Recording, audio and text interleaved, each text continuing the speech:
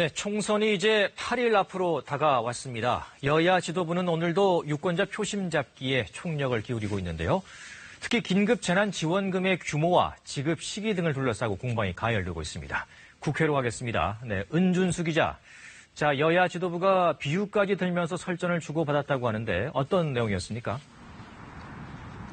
네, 민주당 지도부 회의에서 나온 표현입니다. 민주당 윤호중 선대위 본부장이 통합당 김종인 선대위원장과 황교안 대표를 돈키호테와 에마로 비유했습니다.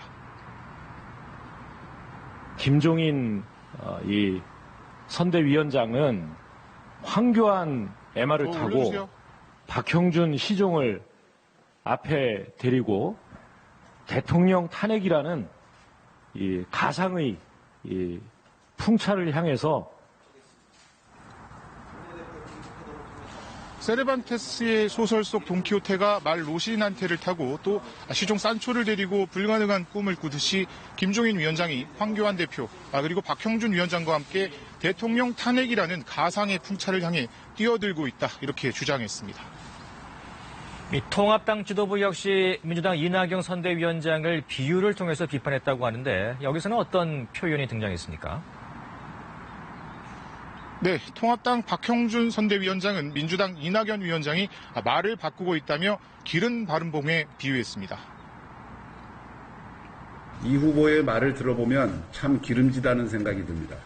손에 잡히지 않고 이리 빠지고 저리 빠지는 기름 바른 공 같습니다. 종합부동산세를 내리면 내리는 것이고 올리면 올리는 것이지 협의하겠다는 식으로 빠져나갑니다. 박 위원장은 이 선대위원장이 종합부동산세와 관련해 협의해보겠다고 하면서 인상 또는 인하에 대한 입장을 명확히 밝히지 않았고 정부 실정을 지적하면 지난 정권을 얘기하면서 말을 돌리거나 피해간다고 지적했습니다. 또 차기 대선을 노리는 분이 과연 진정성이 있는지 의문이라고 했습니다. 네, 여야 모두 앞다투어서 재난지원금을 주겠다고 약속하고 있는데 이 차이는 분명하지 않습니까? 먼저 민주당 입장은 뭡니까? 네, 어제 소득 구분 없이 4인 가족에 100만 원을 지급하겠다는 방침을 정했는데 오늘 그 시점을 정했습니다. 이인영 원내대표는 이달 안에 지급하는 걸 목표로 속도를 내겠다고 했습니다. 이를 위해 긴급 여야 원내대표 회동도 제안했습니다. 이 원내대표는 야당이 동의하면 문재인 대통령에게 긴급 재정명령 발동도 건의할 수 있다고 했습니다. 민주당은 총선 직후 임시국회를 소집해 추경안 처리에 착수할 방침입니다. 추경안에는 지방정부 분담금을 더해 13조 원의 재원을 마련한다는 계산입니다. 청와대 관계자는 이에 대해 정부가 추경안을 신속히 제출하고 국회 심의 과정에서 여야와 심도 있는 논의를 거치겠다고 말했습니다. 네, 그런데 통합당은 총선 전에 지급하자는 입장이지 않습니까? 이 재원 마련에 대한 해법도 차이가 있죠.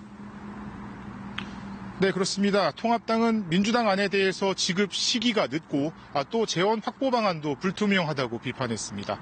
모든 국민에게 50만 원, 그러니까 4인 가족 기준 200만 원의 지원금을 하루라도 빨리 지급하자고 강조했습니다. 황교안 대표는 페이스북에서 국민에게 새로운 빚을 지우지 말고 정부가 허리띠를 졸라매야 할 때라고 강조했습니다. 그러면서 올해 예산 가운데 20%가량을 조정하면 추가 세부담 없이 재원을 확보할 수 있다고 했습니다. 당내에선 다른 목소리도 있었습니다. 유승민 의원 페이스북을 통해서 이런 식의 정책은 선거를 앞두고 표를 매수하는 악성 포퓰리즘이라고 주장했습니다. 특히 앞서 막아야 할 정당이 보수 정당인데 미래통합당이 이런 정책에 부화뇌동하고 있다고 지적했습니다. 네, 이어서 각 당 지도부의 유세 지원 지역 살펴보죠. 오늘은 접전지 또 상대적인 약세 지역에 집중하고 있죠.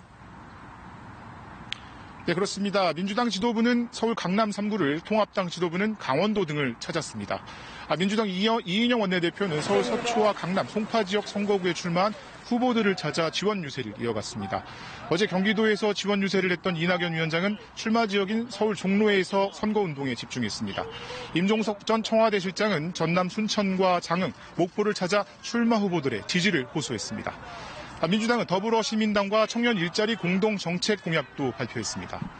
통합당 김종인 선대위원장은 서울 성북, 강원도 춘천 등 접전 지역을 찾았습니다. 지금 정부는 코로나 경제 위기를 극복할 능력이 없다며 심판해달라고 강조했습니다. 미래통합당 비례대표 정당인 미래한국당은 광주로 향했습니다. 통합당 황교안 대표도 배웅을 나와서는 국민 통합을 강조했습니다. 민생당 손학규 위원장은 수도권 지역 유세를 지원했고 정의당 심상정 위원장은 코로나19 피해 대학생의 고충을 들었습니다. 국토 종주 중인 국민의당 안철수 대표는 전북과 충남 지역에서 유권자들을 만났습니다. 지금까지 국회에서 전해드렸습니다.